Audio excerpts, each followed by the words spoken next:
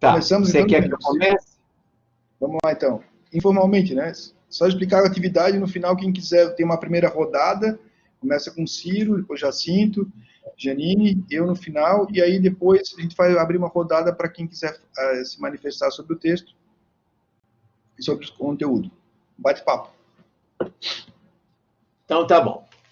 Bom, primeiro quero agradecer o empenho do Alexandre, início do week. O Alexandre, a gente convida ele topa tudo, e isso facilita bem a vida. Logo que ele tem todos os meios, ele tem aparatos, ele é um cara da contemporaneidade, então é com ele que eu posso atravessar essas dificuldades aí. Foi bom rever Jacinto, rever Janine por aí, saber de um monte de gente que está entrando aí, de amigos da gente, o Agostinho, a Noemi, tem uma turma grande aí que está entrando aí também. Bom, eu vou começar um pouco falando por onde eu resolvi pegar, pelo título. O título, a única tradução que eu achei fiel ao título em alemão foi no inglês. Porque o título em alemão é Warum Krieg? E no inglês está Why War? No português, e também em outros que eu vi aí, no italiano, por exemplo, entraram com artigo definido, que eu acho que já muda a coisa. Puseram por que a guerra. Se formos traduzir ao pé da letra, por que guerra? É diferente. Porque o artigo definido, ele vai determinar o substantivo sempre de um modo preciso e particular. E parece que o Freud, nisso, ao indagar por que guerra, ele já está perguntando, de uma certa forma, que guerra é essa? De que guerra se trata? Né? Nós estamos vivendo uma situação pela qual até a gente está aqui hoje trabalhando dessa forma, que muitas vezes ela foi comparada com uma guerra. Uma comparação imprópria, mas é uma comparação que civiliza a questão, por mais que pareça paradoxal. Porque a questão de se estar diante de um vírus invisível, que já pode estar dentro de você e você não sabe, é muito diferente de enfrentar um inimigo da guerra, que é sempre localizável, e a guerra, ela, no final das contas, ela cai nas malhas jurídicas para poder, inclusive, se viabilizar enquanto tal. Mas, então, quando se pergunta Warum Krieg? Por que guerra? Foi daí que eu puxei o fio. E, com o que eu fui lendo lá do Freud, teve um pedacinho na carta, não na do Freud, mas com o qual o Freud concordou. Mas é na carta do Einstein, quando ele fala para o Freud o seguinte: aqueles que têm... Não, ele vai falar aqui assim. Isso já é o Einstein escrevendo. O Einstein fala aqui assim: como é que esses procedimentos conseguem despertar nos homens tão selvagem entusiasmo até levá-los a sacrificar sua vida? Só tem uma resposta possível. Isso é o Einstein, com o qual Freud vai concordar. Só tem uma resposta possível, porque o homem tem dentro de si um apetite de ódio e destruição. Em épocas normais, essa paixão existe em estado latente e unicamente emerge em circunstâncias inusuais. Mas é relativamente delicado colocá-la em jogo e exaltar-lhe até o poder de uma, ele vai chamar, o Einstein, de uma psicose coletiva. Aqui está a raiz, talvez, do quid, de todo o complexo de fatores que estamos considerando. Um enigma que o expert em conhecimentos das pulsões humanas pode resolver. Freud vai concordar com esse parágrafo dele lá, quando o Freud está terminando a carta, ele fala, eu concordo com isso aí. Quer dizer o seguinte, a guerra, em princípio, toda predisposição dela já está com cada um. Cada um já carrega toda essa predisposição. Porque o sujeito do inconsciente é dividido. E na divisão dele, tem algo que o fundou. O que o fundou, o sujeito do inconsciente, ele não é filho do amor, ele não é filho da ignorância, estou falando das 3 paixões, ele é filho do ódio. O ódio é a paixão fundante. Antes de tudo, esse ódio é ódio da inconsistência do outro, do Nebesh, desse ao qual ele entrega todo o desamparo dele para ser conduzido. Então, num primeiro tempo, você tem ali uma matéria, uma massa gozante diante de você. Como se fosse uma planta, como se fosse um animal. As plantas que elas gozam, nós já sabemos disso há muito tempo, desde Salomão no Cântico dos Cânticos. Quando ele fala, olhai os lírios do campo, né, que nunca ninguém em tanta formosura teceu, etc. Quer dizer, algo do gozo da planta já está ali denunciado.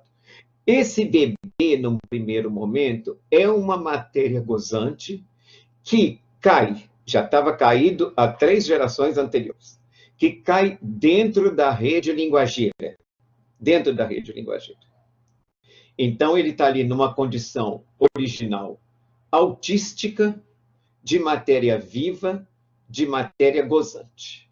É um tempo mítico de indiferenciação primordial. Mas isso é um tempo mítico porque é uma abstração para a gente poder lidar com isso. Por que é uma abstração? Por que essa matéria não está ali tão nessa inércia? Porque já tem uma excitação que já perturba essa inércia. Excitação que vem de estímulos externos, o ambiente externo, e excitação que vem de estímulos internos, ou de uma conjugação dos dois. A primeira coisa que invade a criança para ela sobreviver, e precisa invadir, é ar. Ela precisa respirar. Quer dizer, a primeira condição é ter um outro que seja autor de respirador. Respirador é um significante que está muito na moda, mas ele está aí na raiz das coisas. Então, esse outro já é estranho enquanto ar. E é um outro que vai até ter que sacudir a criança, fazer espasmos musculares nela, para que ela receba a primeira hostilidade, que é do ar hostil, que é totalmente estranho a ela e que, penetrando, vai se tornar familiar.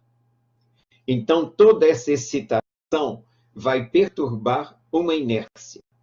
E essa cota de excitação, tanto que vem interiormente, quanto que vem do externo, ela cava no sujeito o lugar de uma alteridade, o lugar de um outro que o habita. É o outro estranho, é o mais íntimo e o mais estranho, onde o Lacan nos veio com o significante neologismo, com a extimidade. Há então aí em jogo o funcionamento, já começa aí um funcionamento muito empírico, muito rudimentar, de um princípio de prazer, que ainda não está abordando nem o mais além, vamos dizer assim. Está ainda no seu significado hedonístico, utilitarístico pleno. Ou seja, o sujeito ali vai exercer o primeiro julgamento com o qual ele se confronta na vida dele. O primeiro juízo, que é o juízo de atribuição.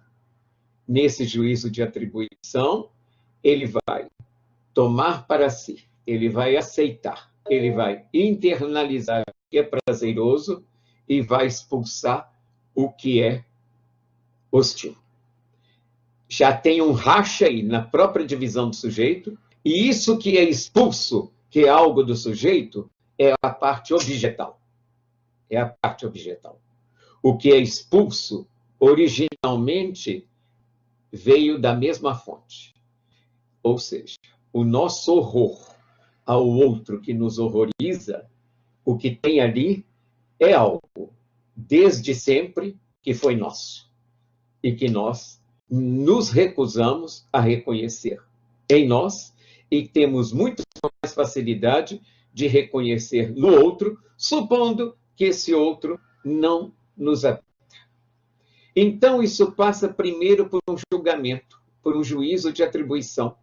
Esse juízo de atribuição vai fazer coincidir o externo com o desprazeroso, o interno com o prazeroso.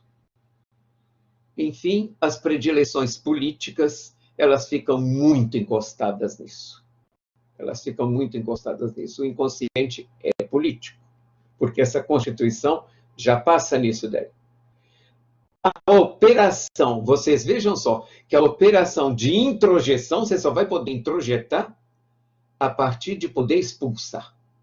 É a parte que você expulsa, que é aquilo que no texto da denegação o Freud chama de Ausstoßung, é essa parte que funda um sim.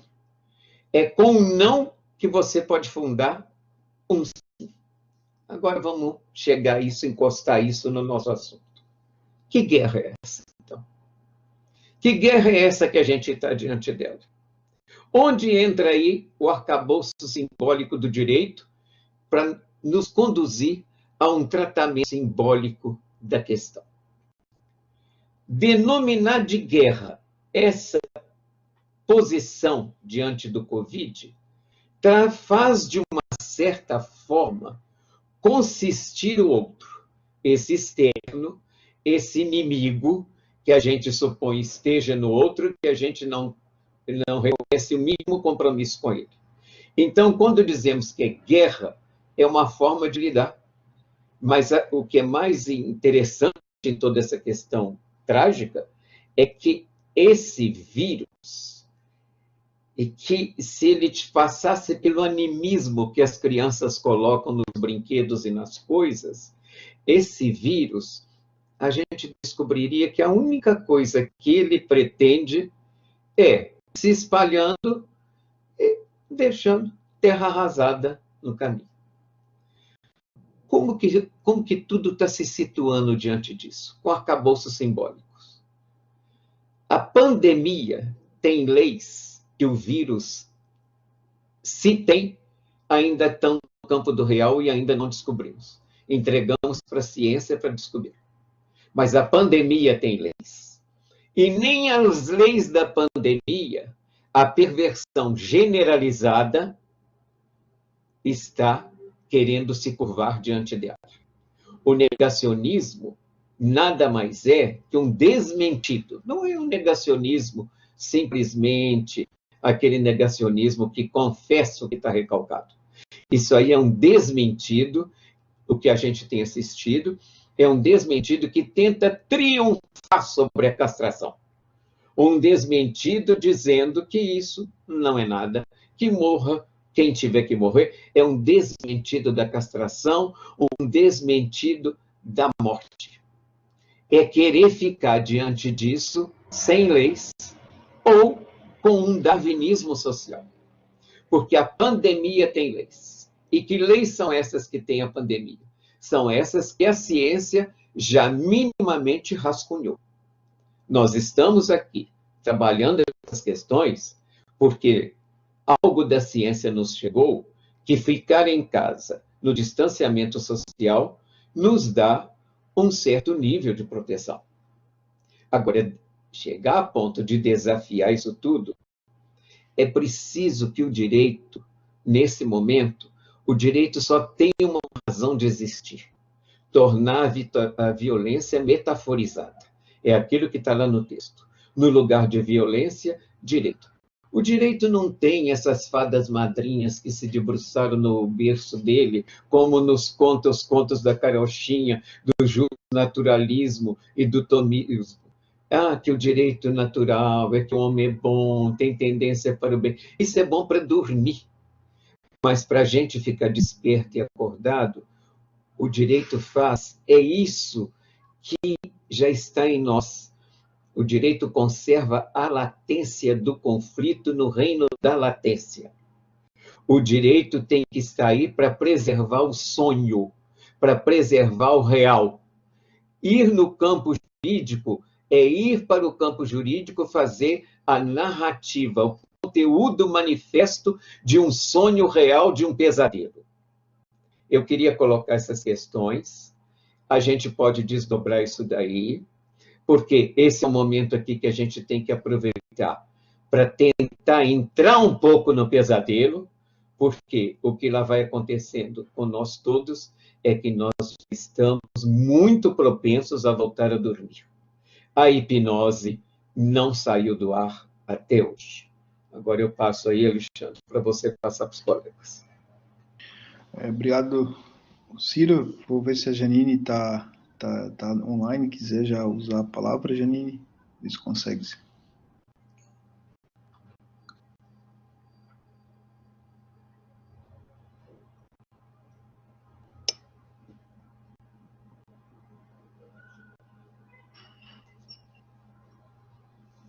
Está escutando? Escutando, sim. Falta ver. Sim. Caiu a conexão. Mas vai com a escuta, não arrisca.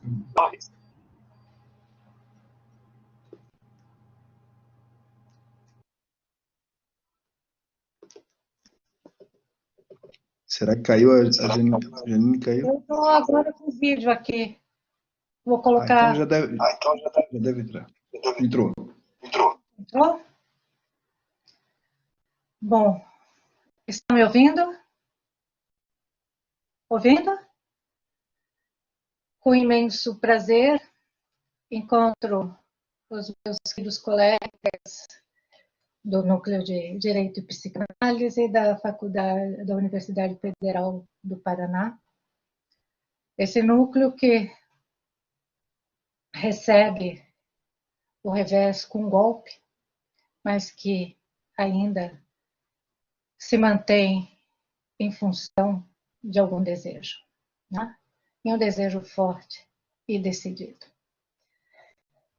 Obrigada pelo convite, por estar com vocês, participando de mais esses trabalhos. Confesso que aceitei esse convite pelo prazer, pela alegria, pela vontade de estar com vocês novamente, mesmo que seja dessa forma remota. E ao aceitar o convite, eu, sem pensar, me vi diante de um enorme desafio. Desafio esse que me deixou fora do ar por tanto tempo, em função da minha resistência aos modos remotos.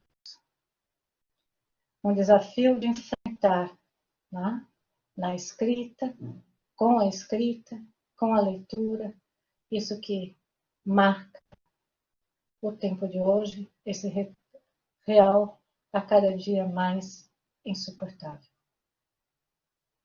Voltar ao texto, porque a guerra de Freud é voltar a várias questões que eu preferi deixá-la de forma muito sucinta,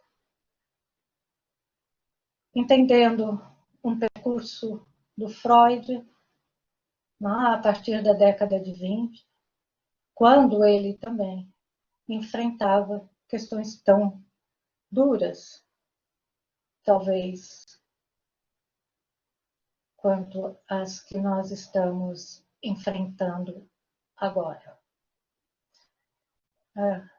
O texto pequeno que eu vou apresentar agora, ele parte de 3 questões que eu acho fundamental para que a gente não incorra em deslizes imaginários na leitura, ou quando fazemos a leitura desse texto de Freud. quais são esses 3 conceitos que eu destaco e que brevemente desenvolvo nesse texto.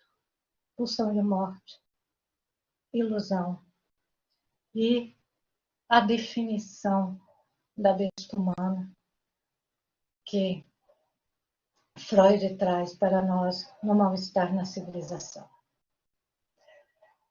A questão do direito eu deixo para o debate.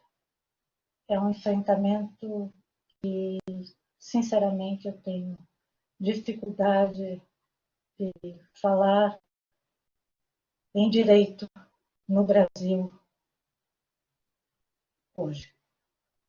Então vamos lá com um pouco de Freud. O século XX surgiu expondo as ruínas do mundo civilizado. A violência imediata, a brutalidade consentida, o cinismo modulado para manter intacto o ideal da ciência e do progresso haviam tomado o palco do mundo, destruindo o cenário das promessas de felicidade do pós-guerra. Como sujeito atingido, Freud estava atento à tempestade. E como uma espécie de resposta ao aviso da catástrofe, decidiu explorar aquilo que insiste, pulsa, repete e causa. Às voltas com o imundo, Freud percebeu que o objeto que captura o animal humano falta, mas o seu rastro não se extingue. A tendência, a mesma coisa, compreendida como impulso de restaurar a experiência primária de satisfação, Freud chamou de pulsão de morte. Aquilo que for a substância inanimada se esforça para retornar ao seu estado inicial, e esse empenho expõe o vazio em torno do qual se articulam as alucinações da satisfação. O movimento da pulsão enlaça o corpo biológico singular com o mundo onde a condição de frustração da satisfação é a própria condição da espécie. Uma apóstrofe muda surge então como o princípio da humanidade e do seu mal-estar. O impossível, que retorna como simbólico marcado pela falta, inaugura no humano a dimensão com o signo do desprazer. Além do princípio do prazer, uma disposição autônoma e originária promove os ateios mais ou menos trágicos do ser humano e dos seus laços sociais. Essa força constante opera no organismo, destruindo-o fria e incansavelmente, com os mesmos meios que disponibiliza para saciá-lo. No mundo, a pulsão de morte afirma-se como a agressividade de coisas animadas e inanimadas que optamos destruir no lugar de aniquilarmos o nosso próprio eu. Na mais cega fúria de destruição, a satisfação pulsional se faz acompanhar por um grau extraordinariamente alto de fruição narcísica, devido ao fato de presentear o eu com a realização de antigos desejos de onipotência deste último. Inversamente, qualquer restrição dessa agressão estaria fadada a aumentar a autodestruição, a qual, em todo caso, prossegue. Essa disposição pulsional agressiva, adverte Freud, configura-se como o maior obstáculo à civilização, um processo a serviço de Eros, cujo propósito é combinar os humanos na grande unidade, a qual chamamos de humanidade. Contrariando o senso comum humanista, Freud afirma que não somos criaturas gentis que apenas desejam ser amadas e que no máximo defendem-se quando atacadas, mas seres cujos dotes pulsionais comportam uma poderosa carga agressiva. Consequentemente, o próximo é para nós não apenas um ajudante potencial ou um objeto sexual, mas alguém que nos tenta satisfazer sobre ele a nossa agressividade, a explorar a sua capacidade de trabalho sem compensação, utilizá-lo sexualmente sem o seu consentimento, apoderar-se de suas posses, humilhá-lo, causar-lhe sofrimento, torturá-lo e matá-lo. Em circunstâncias favoráveis, quando as forças mentais que normalmente inibem se encontram fora de ação, a agressividade se manifesta espontaneamente e revela o homem como uma besta selvagem, a consideração para com a própria espécie é algo estranho. Para que o mundo não se desintegre sob o impacto do cortejo das bestas, acrescenta Freud, Eros recorre a um artifício. Estrutura o superego, que dirige a agressividade contra o eu, fazendo com que troquemos uma ameaça exterior ocasional por uma desgraça permanente. O jogo de espelhos é complexo, mas não confuso. A cultura promove a introjeção da agressividade por meio do supereu, que serve à pulsão de morte, impondo ao eu sitiado o imperativo goza, ou seja, morre para manter intacta a ilusão da milícia. A guerra não tem trégua. O que assusta profundamente o homem, escreve Walter Benjamin, em Ruas de Saída, é a consciência obscura que nele permanece em vida, algo de tão pouco alheio ao homem mau, provocador de asco, que possa ser reconhecido por este. Na realização imaginária do desejo de coincidir, da sede de identidade, que a repressão não elimina, o íntimo que parece suspeito pode nos soterrar sobre o outro, enterrando-o vivo. Não somos apenas nossos amores e nossos ódios.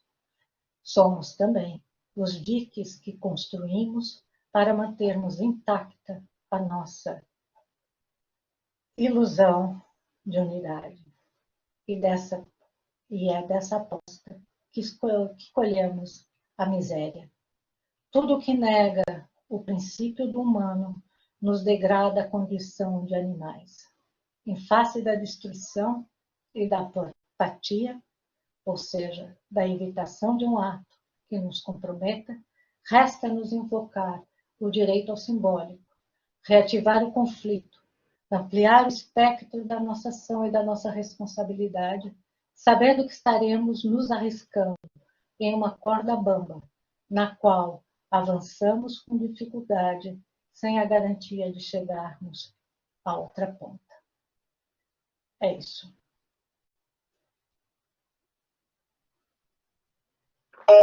Obrigado, Janine. Agora, então, Jacinto.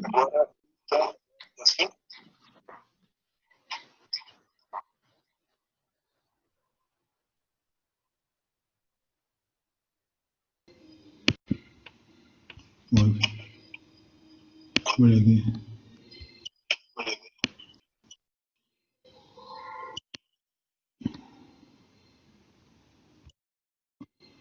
Eu agora?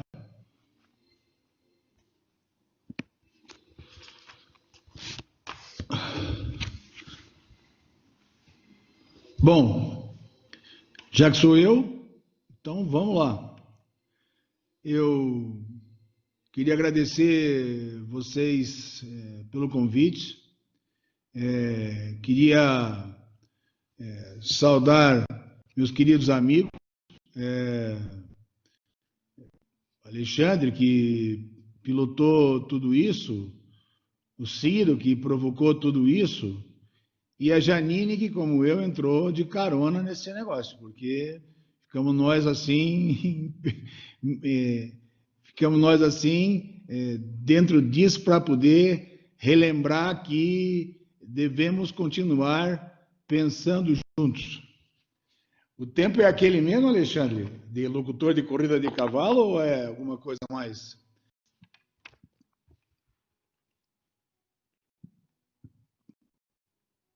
Alô?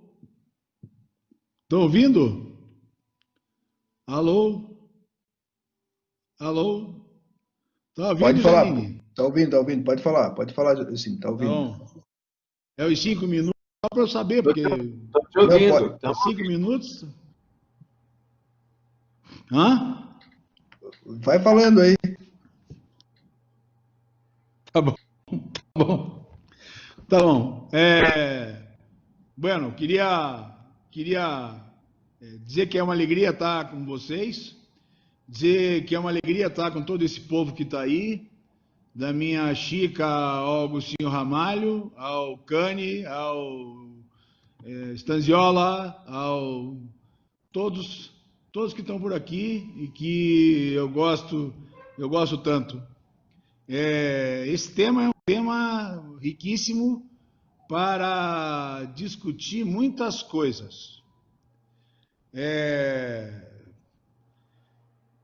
Talvez a primeira delas é para dizer que nós, quando chegamos no mundo, mergulhamos imediatamente numa estrutura de linguagem que está pré-compreendida.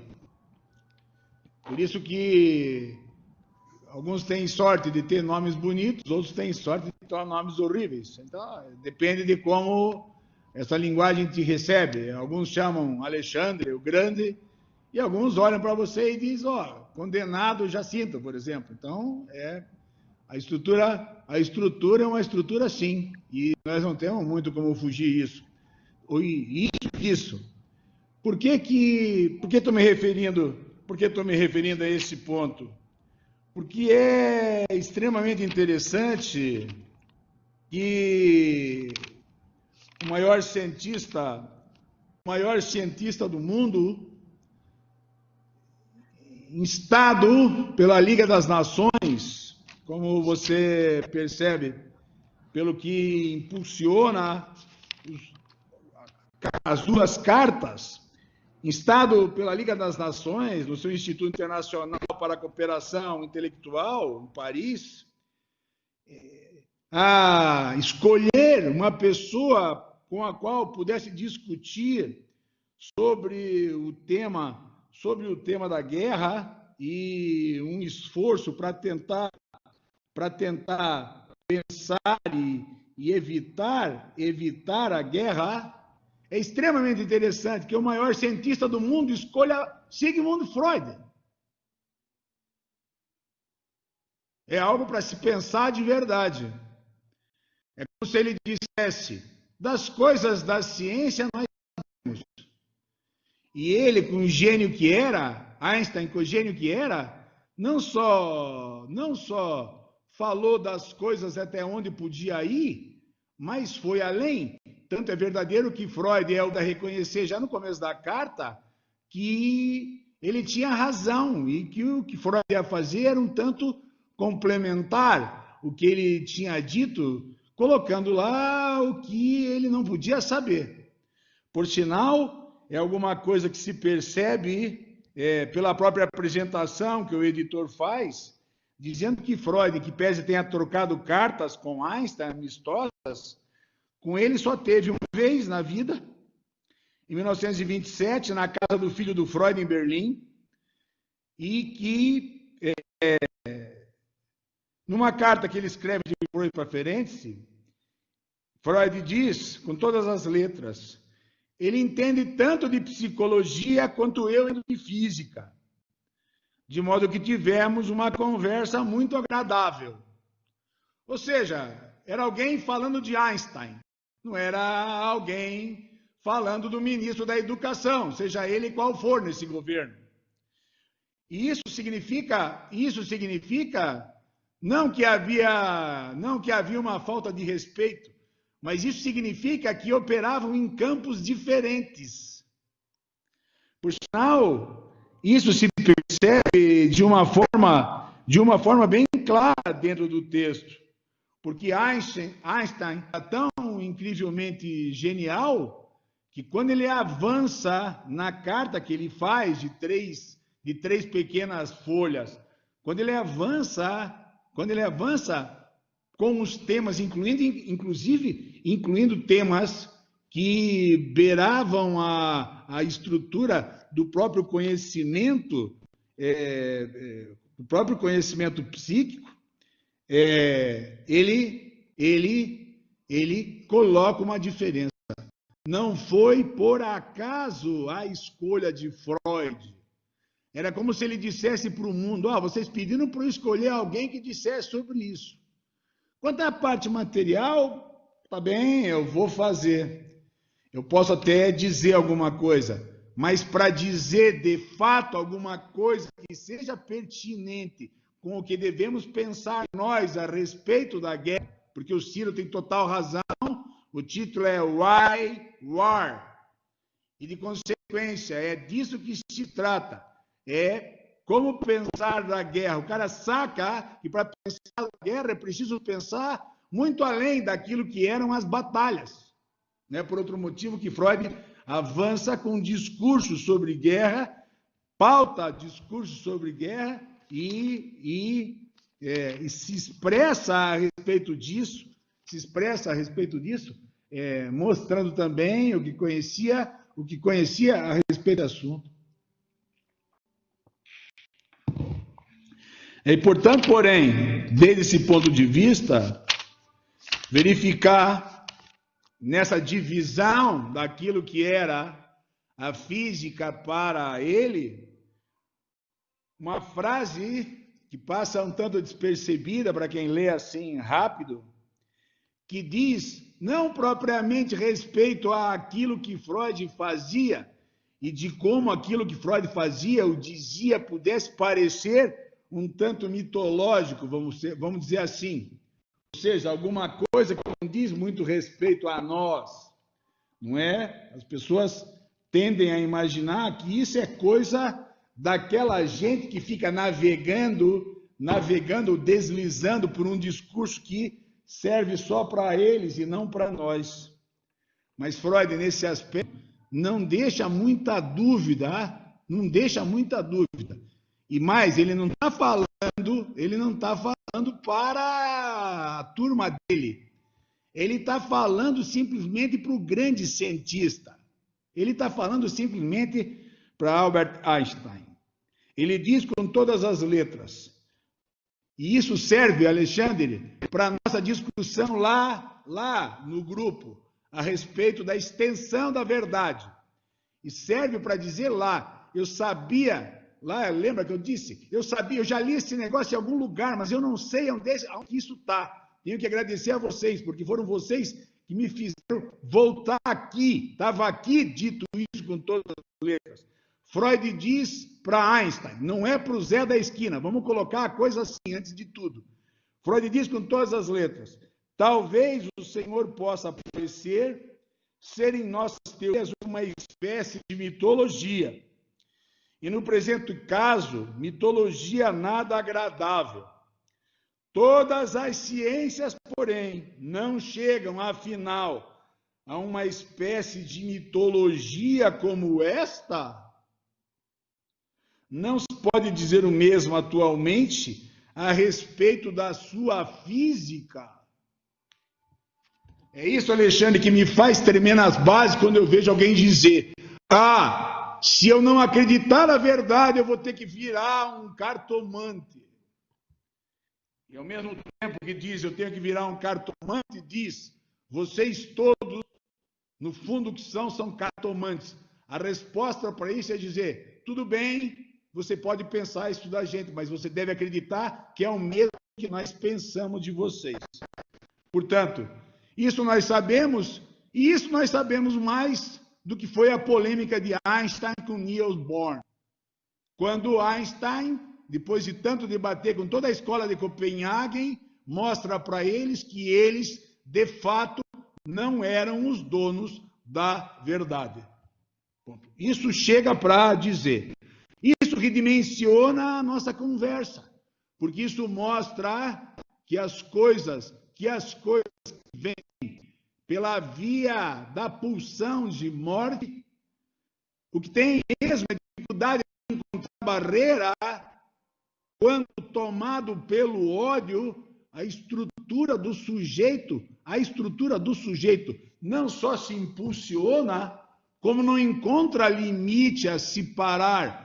Por isso que a estrutura da civilização, quando deve nele funcionar segurando, ao contrário, se potencializa.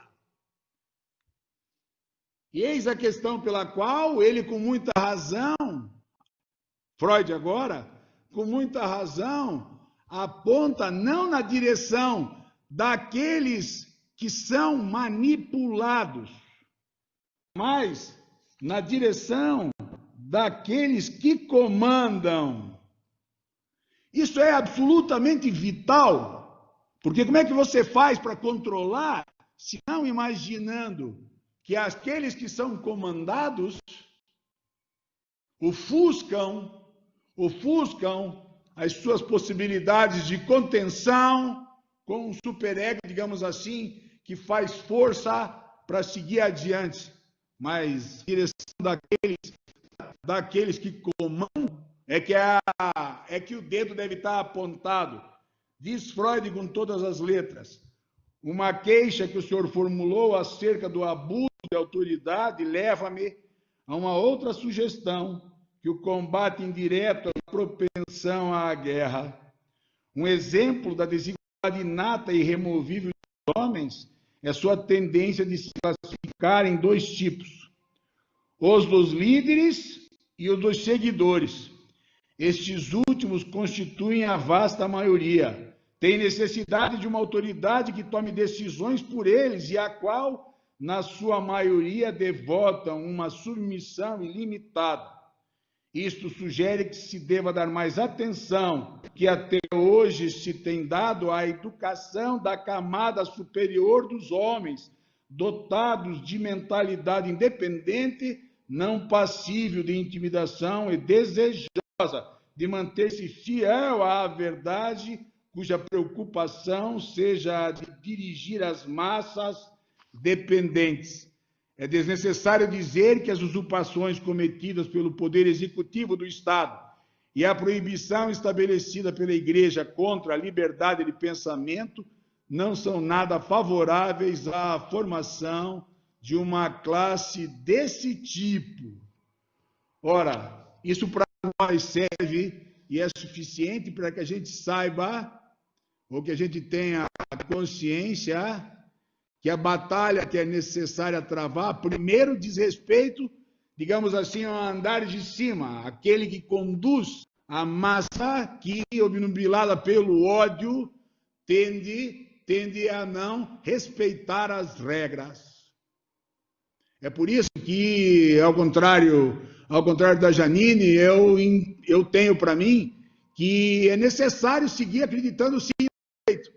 Nós temos alguma coisa a dizer a respeito disso, porque na situação em que nós nos encontramos, o ódio pode simplesmente nos empurrar a todos para a guerra. Mas enquanto nós tivermos uma forma de resistir, enquanto nós tivermos uma Constituição que permita um discurso de resistência, principalmente em face das camadas de cima, porque as de baixo vêm junto. É isso que nós precisamos fazer. Quer dizer, é difícil imaginar que com o discurso do ódio não se vá à guerra. Mas isso nós aprendemos não só pelo sentimento de culpa. Nós ontem estava lá com o Agostinho na Unibrasil, e o Agostinho trabalhando o mal-estar, ele está aí, nós podemos falar com ele depois, trabalhando o mal-estar e mostrando a questão do sentimento de culpa.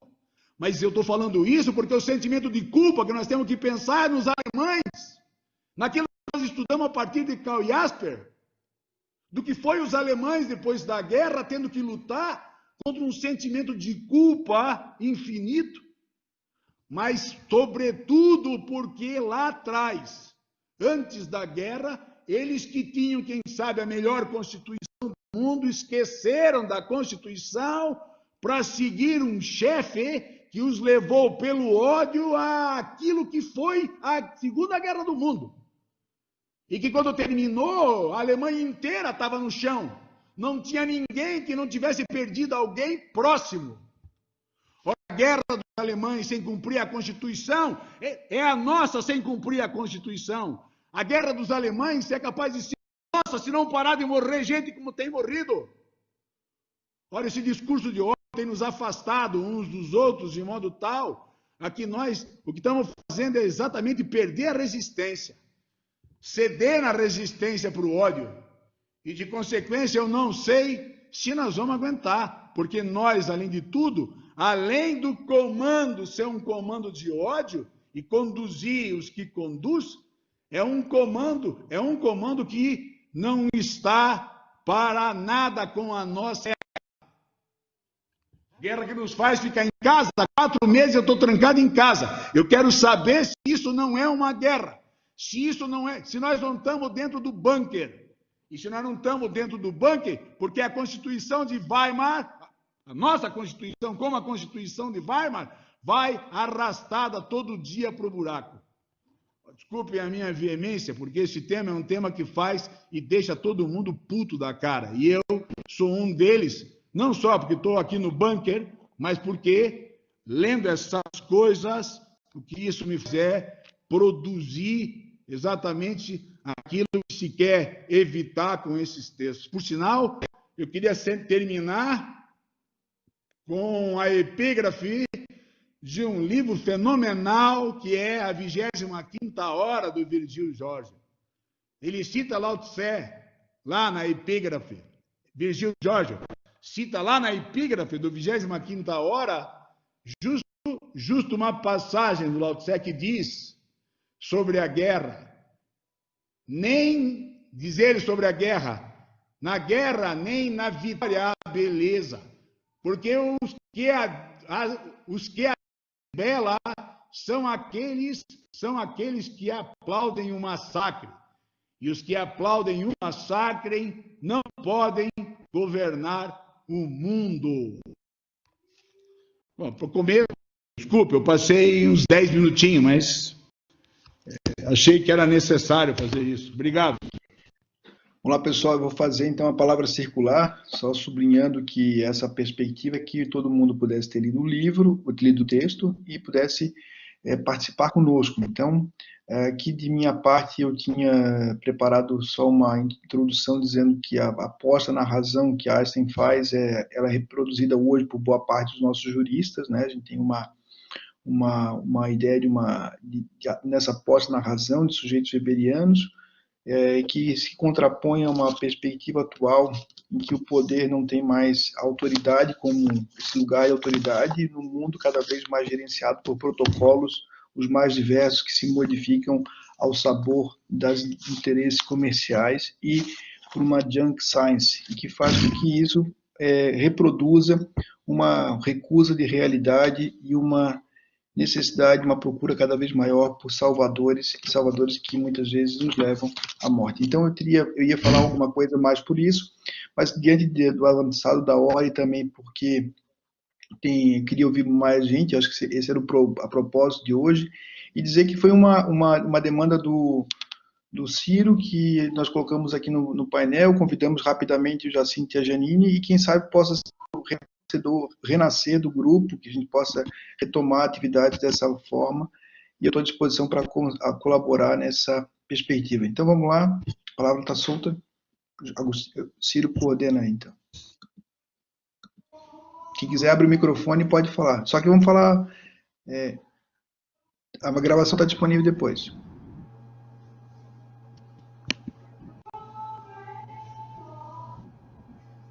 Noêmia. A Noêmia já saiu. Saiu a Noêmia? Ela saiu, que lá já é quase 1h da manhã. Até em Portugal. Meu Deus. Ah, tadinha. Olá, quem quiser falar, André, Agostinho. Boa noite a todos. Prazer muito grande aqui estar diante de vocês que pensam esse assunto. A minha pergunta vai ser bem restrita, né, a esse link do texto com a situação que vocês abordaram, né. No final do texto, né, até num tom esperançoso, o Freud trabalha que tudo aquilo, aquela forma de se evitar a guerra, né, pelo amor, né, pela alimentação de uma certa identidade entre as pessoas, e finaliza de uma maneira genérica, assim, processos civilizatórios, de tudo aquilo que milita favoravelmente à civilização, tudo aquilo que fortalece o processo civilizatório seria contrário à guerra. E como que a gente lida com isso hoje, no momento em que nós vivemos um ataque à educação, um ataque à cultura de forma geral e um negacionismo da ciência? Como é que a gente combate a guerra, né, por instrumentos freudianos, assim, né, declinados por Freud, quando, ao que parece, tudo milita contrariamente a esses instrumentos civilizatórios? Pelo menos no Brasil. Era isso.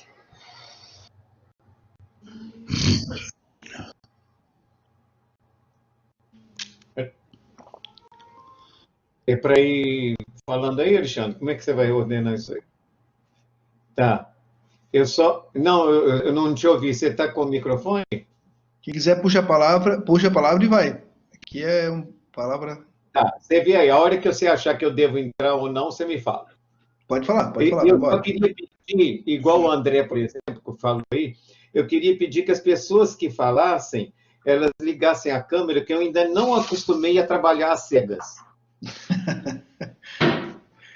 Então vamos fazer o quê? Vamos fazer uma rodada de 3 participações e depois a gente volta aqui com quem falou. Pode ser mais 2, então? Posso só abrir o microfone, se apresentar e falar. Tem que... Fernando Ottoni. A Fernanda está aí. A Fernanda tem que sair também, ela me falou.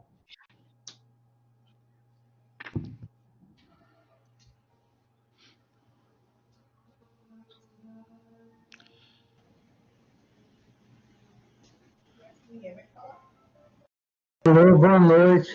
Não, tem que responder para ele isso. Sim, mas tem mais uma pergunta. Liga a câmera, velho. Tem mais uma pergunta.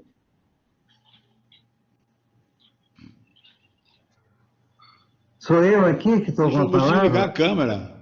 Isso é você. Liga a câmera, velho. Ah, deve ser ali em cima, agora que eu vi que tem uma câmerazinha. Não, ali diz gravação em progresso. Não, é embaixo, Agostinho, é embaixo.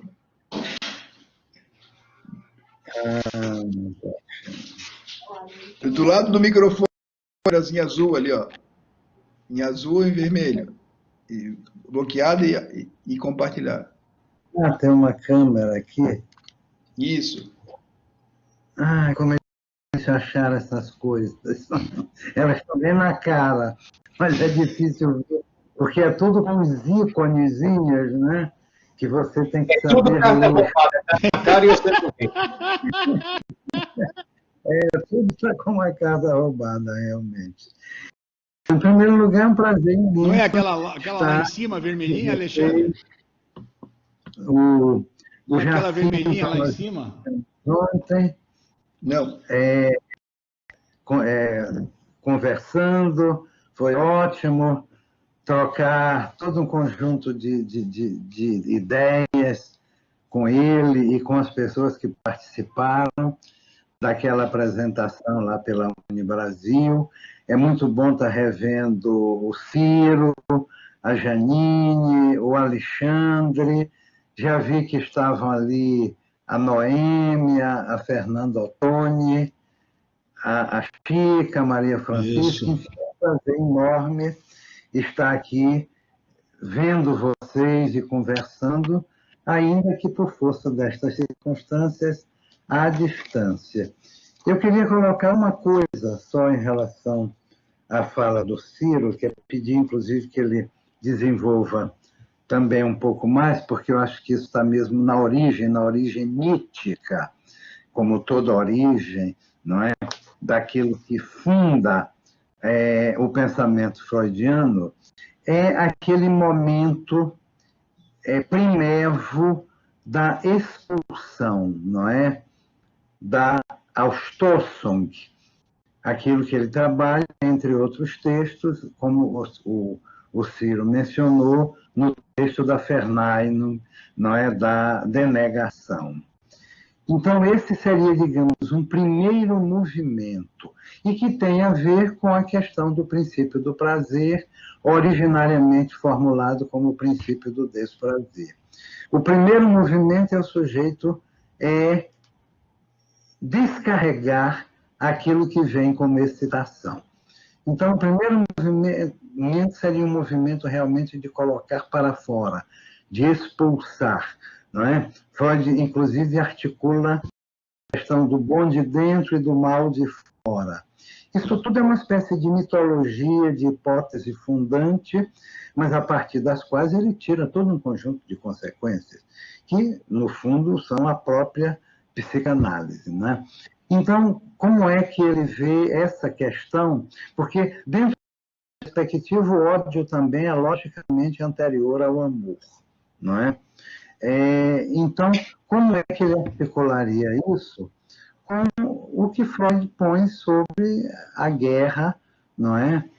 E como é a exposição, aquilo que a Janine mencionou, que os homens não são criaturas gentis, e em cujos dotes pulsionais se encontra uma considerável cota de agressividade, não é? Como está no estar na cultura. Como é que você trabalharia isso como, digamos assim, o fundamento dessa inclinação à guerra, né? Dessa inclinação à agressão, da destruição do outro? E como é que a paz teria que ser, de alguma maneira, construída, essas aquisições civilizatórias, sempre precárias, mas, ao mesmo tempo, necessárias e constitutivas de uma outra coisa que não seja jogar para fora apenas o impulso de destruição do outro. Eu não sei se ficou mais ou menos clara a colocação, mas é pedindo, nessa perspectiva, que ele fale um pouco mais. Em relação à verdade que o Jacinto trouxe, a psicanálise, nós podemos dizer que ela tem uma verdade enquanto verdade do conceito, no campo teórico, verdade teórica da articulação conceitual. Mas tem aquela verdade que é aquilo que está dentro da formação do inconsciente, antes da fala, aquilo que Lacan chama de palavra verídica, de palavra plena. Não é? Então, essas duas dimensões de verdade. E também, verdade é uma coisa que depende sempre dos critérios. É por isso que a verdade absoluta me parece uma mitologia, a não ser no campo da fé, no campo da crença, no campo do dogma. Porque não há verdade independente dos critérios de verdade. Se isso é verdadeiro ou falso, vai depender dos critérios de verdade que se estabeleçam.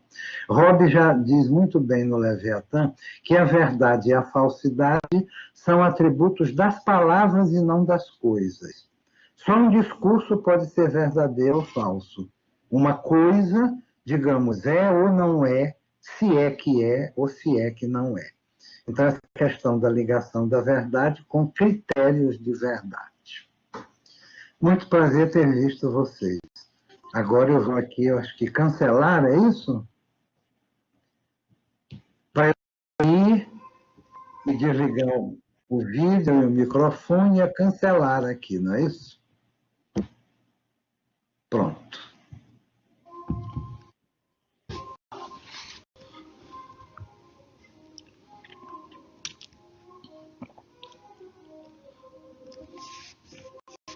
Vai lá, Ciro. Ciro, Janine, Jacinto, quem Boa. quiser. É responder para os dois? Isso. É? Isso. Isso. Isso.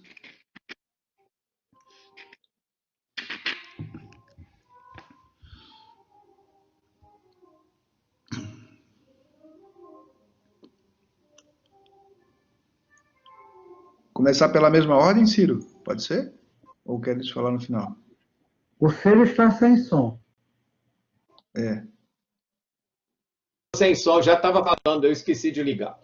Aqui, eu acho que a primeira coisa aí que eu quero falar é na pergunta aí do André, o quanto ele vai perguntando a gente se existe, eu escutei assim a pergunta dele, não sei se é bem isso, se tem uma profilaxia que possa, nesse caminho vertiginoso para o ódio, assim, fazer um pouco de barra isso.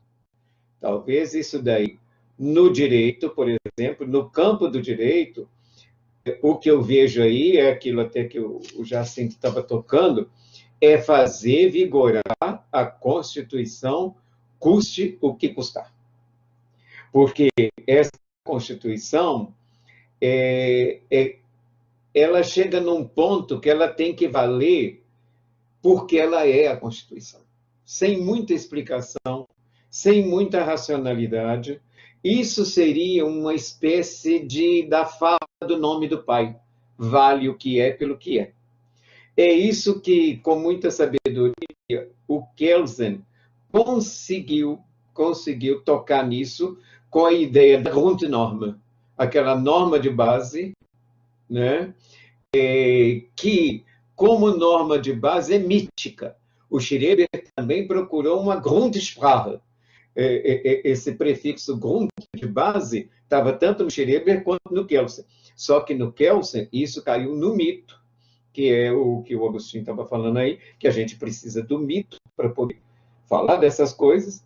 E no Schreber, isso não ficou na configuração mítica, ficou mais na configuração delirante, porque a Grundsprache é impossível, que qualquer Sprache, qualquer linguagem, quer dizer, a Grundsprache seria a linguagem básica, né?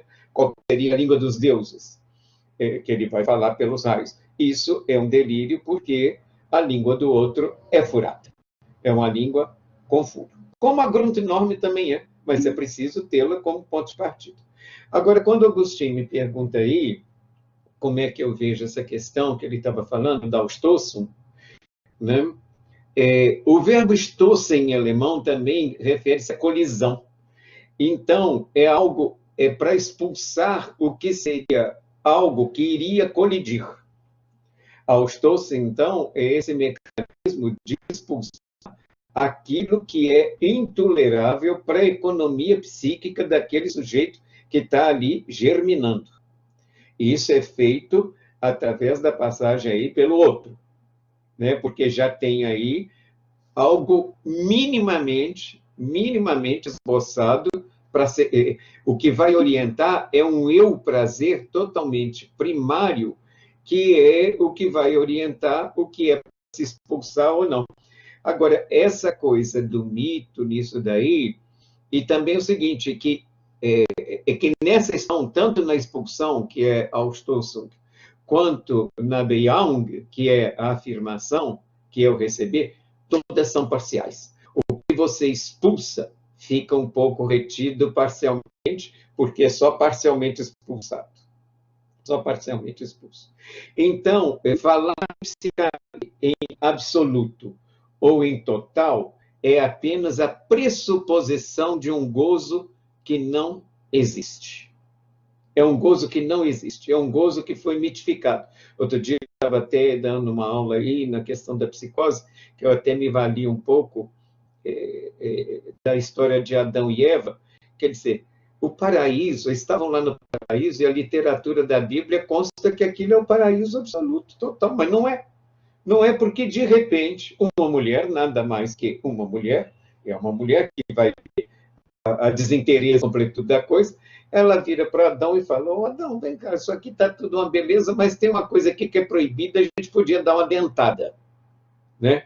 Quer dizer, e o que estava proibido? Era algo que estava mitificado como sendo um fruto da ciência e da verdade. Talvez da verdade absoluta, porque a verdade é sempre parcial.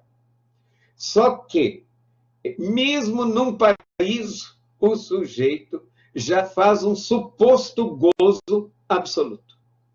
Quer dizer, essa questão que a própria linguagem já te deserta, a linguagem faz você se tornar um desertor do gozo, isso está desde o Gênesis. Está falado isso lá. Por isso é que pensar a questão da verdade é sempre na parcialidade, e a questão da verdade, a verdade que talvez distribua lote comum, não é a razão, não. A razão é a coisa que foi suposta melhor distribuída no mundo. Porque você não encontra ninguém que diga que não tem razão. Todo mundo fala: não, eu tenho razão. Então, é a distribuição de cota mais justa que já existe. Agora, a verdade, essa daí, a única verdade que toca todo mundo é a verdade da castração. Quer dizer, não se pode tudo, não se tudo, não se tem tudo, e de repente surge no cenário um real aí que te mostra, escuta, se você quiser sobreviver, você vai ter que fundar um bunker no qual você ali dentro tenha um mínimo de regramento para o momento. Quer dizer, não adianta querer vir com verdades fantasiosas, que há uma cura, há isso, aquilo. Nessa hora, a palavra é da ciência. Ainda bem que tem a ciência aí. Ainda conseguiu sobreviver depois de tanto apedrejamento. Já está aí. Né? E apedrejamento não é só aqui. Apedrejamento que está aí com o discurso autoritário que vai do Brasil, a travessia do Atlântico para todo lado. O discurso autoritário é o discurso religioso. Por isso que o Lacan falava que, no final das contas, quem vai triunfar é a religião, porque a ciência não dá sentido. A ciência não entra com sentido. Ela vai dizer, ó, esse vírus se ataca a ciência, isso não dá sentido. Quem dá sentido é a religião. E todos nós andamos à procura de sentido. O direito, enquanto nas raízes romanas dele, ele nunca se importou com sentido. O direito passou a ser, vamos dizer, apóstolo do sentido a partir do positivismo de Augusto Comte. E dali em diante, e que isso vai na bandeira, com o díscolo da bandeira Ordem e Progresso, que é uma divisa kantiana, então, não, é kantiana e é kantiana, quase que é, né? É a partir daí que o direito começou a querer ser fonte de sentido. É a partir daí. Mas no direito romano, isso estava muito distante. Então, o que Agostinho estava tocando aí, quando você vai fazer a expulsão do que é insuportável, você vai expulsar algo que você nunca vai reconhecer que naquilo que você expulsou tem um sentido da sua repulsa, qual é? Que aquilo te pertencia. A fonte do que você repudia, do que você execra, é a mesma daquela que você agasalhou, que você recebeu e que você acolheu. Sair disso é fazer a divisa do La Rochefoucauld, é cair no vício prestando homenagem à virtude, que é o nome que se dá para a hipocrisia.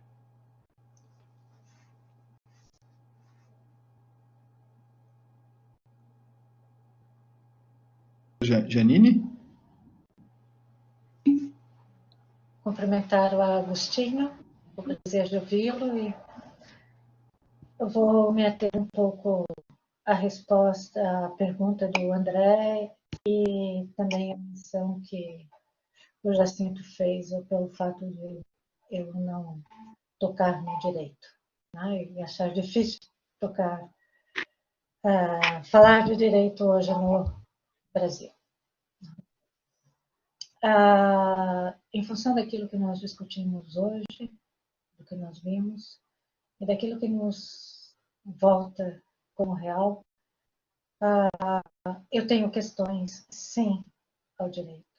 Né? Que papel direito, juristas e eu também, como professora de direito, desempenhamos nessa sociedade onde nós temos 60 mil mortos, mais de 60 mil mortos pela doença, mais da metade da população desempregada, fome, miséria e festa, né? E comemoração. E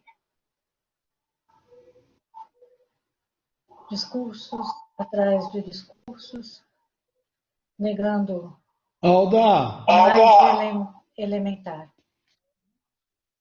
Onde está a Constituição? Onde nós estávamos durante todo esse tempo? O que nós fizemos como juristas, como professores, como operadores de direito, para deixarmos as coisas exatamente no lugar que elas estão.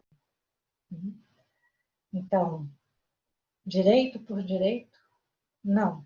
Constituição por Constituição? Também não. A questão que me parece oportuna é uma saída de uma apatia que se satisfaz, né? Também com tudo é possível.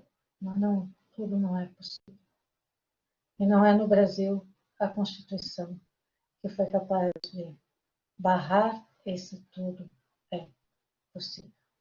O que hoje nós enfrentávamos há muito tempo atrás, e isso que enfrentávamos com o nome de liberdade de expressão, de que é assim mesmo, da acolhida, e que o direito pode ser qualquer coisa também, jogos de linguagem, interpretações, e tudo isso nos deixa nessa condição bastante incômoda, né? Que nós estamos, para dizer o mesmo, e o que é mais terrível, nós não temos efetivamente para quem apelar.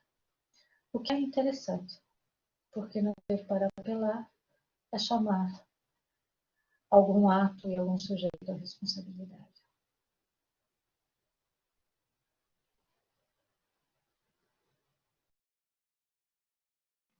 Jacinto? Chamou Alda. Nós temos uma limitação aqui na sala de aula, então a gente teria mais uns 10 minutos para até 8h45 para poder finalizar. Jacinto?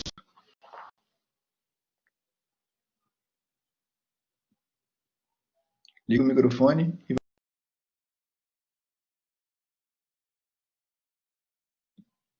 tem que ligar o microfone. Liguei. Deu? Queria fazer duas observações que me parecem são necessárias aqui para ajudar a pensar esse tema. A questão que o André coloca é a questão que, de uma certa forma, atazana todos nós, não é? O que fazer? Esse que é o problema. O que fazer? Você constata uma situação e pergunta o que fazer. Então, diante da resposta que Freud dá, ele avança com a pergunta pedindo solução. E em que pese Freud expressa isso, falando das fontes de inquietação, fica muito claro que se não elimina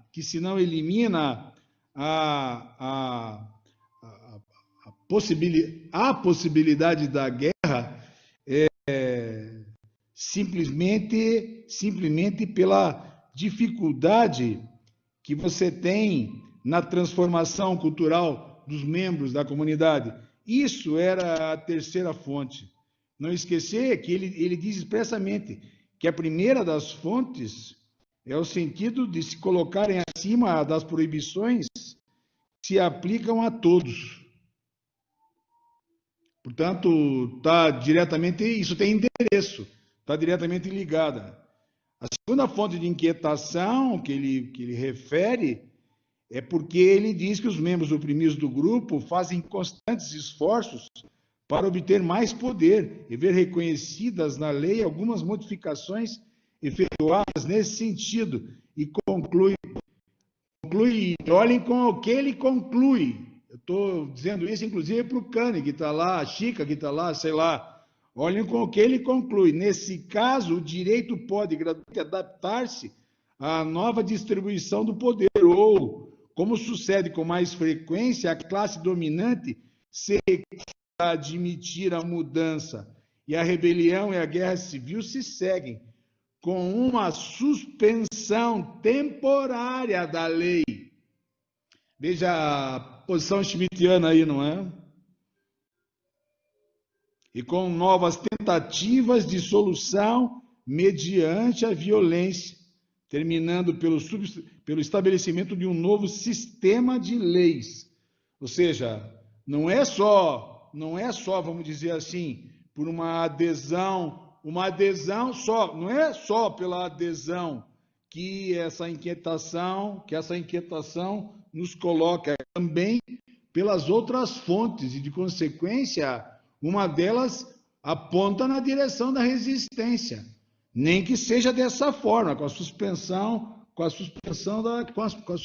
da lei. E isso me parece algo a ser refletido, porque não é uma coisa qualquer.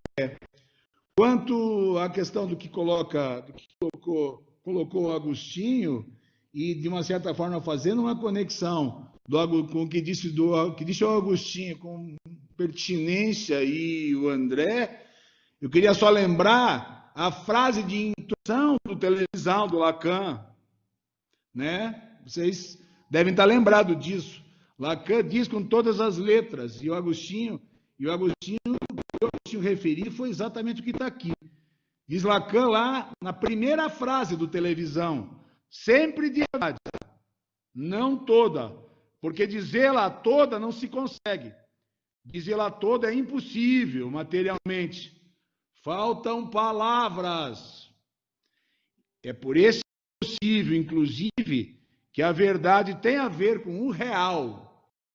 Ou seja, está lá, mas eu não tenho palavra para dizer. Então, isso me parece alguma coisa a ser tomada em consideração na hora que se trabalha com a questão da verdade.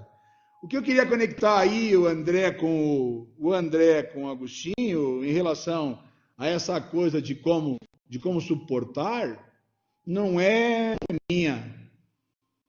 Eu, de uma certa forma, vou tomar emprestado do que disse o Mauro nesse último livro dele, As Vociferações da Estupidez, que eu vi, sobre o que eu vi, o seminário que ele fez na semana passada, sexta e sábado, com a Escola Freudiana de Belém, um belíssimo trabalho que tá gravado, provavelmente, que valeria a pena, de fato, ver, para quem quiser saber do que se trata.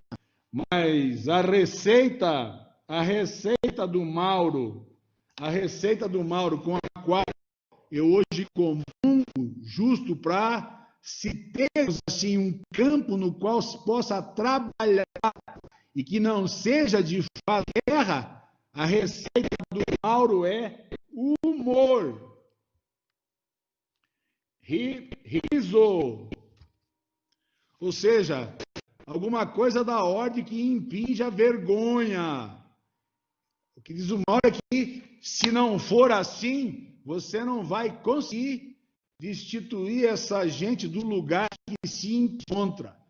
E eu queria poder ter presente o texto que veio disso, e particularmente todas as palavras do Mauro, mas eu não tenho para dar, porque eu de fato não tenho tudo gravado na memória. Mas o que eu tenho é que a receita é essa. É preciso enfrentar essa gente não fazendo o que eles fazem. É preciso enfrentar essa gente com o que nós temos à mão, diz o Mauro, com razão. Talvez o Agostinho pudesse falar melhor do que eu disse, porque ele estava lendo o texto ontem lá na Unibrasil.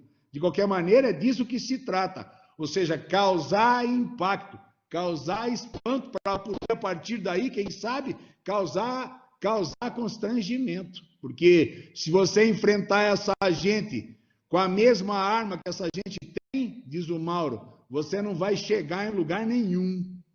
E isso me parece que deve ser pensado estrategicamente como uma das possibilidades, ou a possibilidade que nós temos de ver alguma alteração no cenário, porque se politicamente não vai, se os direitos sozinhos não chegam, é preciso alguma coisa que faça questão nessa gente, fazer questão nessa, é justo afrontá-la por aquilo que toque nelas. Se o que pode tocar nelas é isso, me parece, o Mauro tem razão. Talvez o Agostinho pudesse dizer para nós, melhor do que eu, porque eu estou falando aqui de memória, do que me lembro, sexta e sábado passado em Belém, mas talvez o Agostinho ontem estava lendo o texto do Mauro, eu realmente não tenho aqui, mas que o caminho é esse, me parece duvidoso.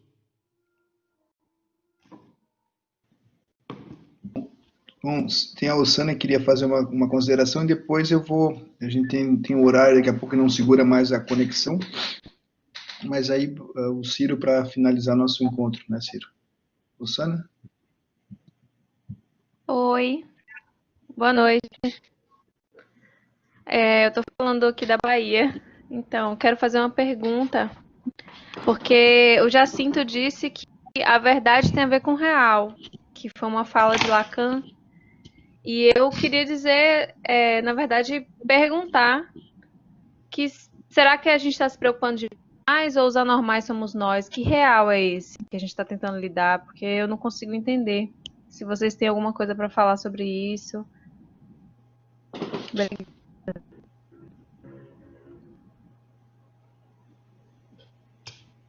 O real é o impossível, ou seja, aquilo ao qual você não tem acesso. E que quando penetra na realidade, a realidade tem que trabalhar muito para poder ver o que faz com esse real. Veja só, Covid-19. É um real que penetrou na realidade de nós todos. Algo que não estava inscrito, que nunca se inscreveu e que pela contingência chegou. O real é isso. Por isso que a verdade é da ordem do real. Você não tem nunca acesso, você tem as franjas dela. Franjas dela.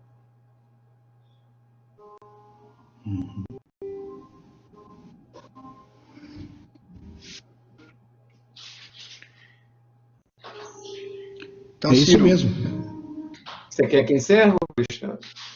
eu acho que tem mais tempo, né? A gente poderia fazer uma próxima rodada, se vocês quiserem. A gente pode reorganizar uma segunda rodada com um pouco mais organizado, para poder Isso aí é com continuar fazendo a você. palavra gira. Eu estou aqui de prontidão para qualquer recrutamento. Então tá ótimo. Então vou fazer agendamento e coloco todo mundo. É só ver questão de horário, porque eu estou transmitindo meus seminários de casa também, e também estou atendendo minha clínica de casa também. Mas horário a gente acha, porque não tem nem que atravessar a rua para ir jantar. Então, tem essa facilidade. Eu agradeço muito a acolhida do Alexandre, a minha ideia. Gostei muito de rever aqui Jacinto, Agostinho, de escutar eles aqui, a Janine, saber que a Fernanda passou por aqui, a Fernanda ainda dizendo que a gente podia promover mais isso, a Noêmia também passou por aqui. Quer dizer, o núcleo, de uma certa forma, pandemizado, esse núcleo está comunicando de cela para cela. Né? Nós todos presos, mas a gente é preso rebelde. De uma certa forma, nós estamos batendo panela, nós estamos batendo a marmita de um para o outro, as nossas celas estão comunicando umas com as outras. Eu acho isso muito importante. A gente não é preso resignado, né? Nós estamos por uma boa causa, e o que é mais importante disso tudo, Alexandre, é que esse confinamento nosso, isso responde até um pouco à pergunta do André, eu acho que é o ponto máximo e sofisticado da civilização, porque não tem ninguém com a chave das portas das nossas casas. Nós podemos ir para a rua a hora que quisermos. Não é uma questão de vontade de ficar em casa, é uma questão de desejo, porque a vontade é de sair. Aí tem uma divisão nítida, o que é da ordem da vontade, essa coisa egóica, essa coisa de não seguir parâmetros, e olha, quem é transgressivo é o desejo. É ele que transgride a vontade de sair. A todos vocês, boa noite, eu agradeço ao Alexandre, passo a palavra para ele para encerrar. Muito obrigado, Alexandre, por ter propiciado esse encontro, gostei muito, foi muito bom, me obrigou a trabalhar. E quando você quiser, é só chamar. Faremos outros, sim. Eu só coloquei isso porque a gente tem realmente limitação de tempo no nosso programa. Agradecendo a Cozane, se o Jacinto e a professora Janine quiserem fazer algum comentário final. Agradecer quem esteve conosco aqui. Eu só queria agradecer também.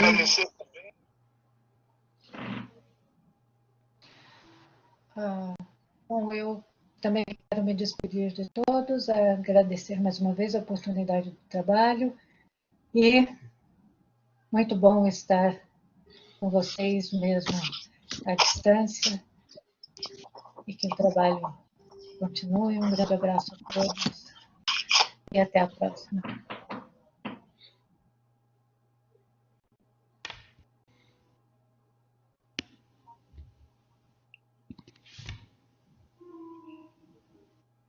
Jacinto? Bom, eu já disse, eu queria só agradecer e dizer que o Fabiano estava lá na Unibrasil também, vendo o Agostinho, e me mandou um e-mail dizendo que ele está conversando com o Marco Berberi, lembrando da 13 Luas, e que eles querem organizar alguma coisa pela pós da Unibrasil, já que eu não tenho mais uma sede na Federal, para fazer nem que seja uma 13 Luas na Ilha do Mel, no começo do ano que vem. Nós vamos pensar nisso, é bom a gente se ver, porque a gente vai discutindo como podemos organizar, como podemos fazer. Tá? É só uma primeira ideia, mas é só para vocês saberem que Até preso, parado. assim, a gente vê a Lua nascer quadrada.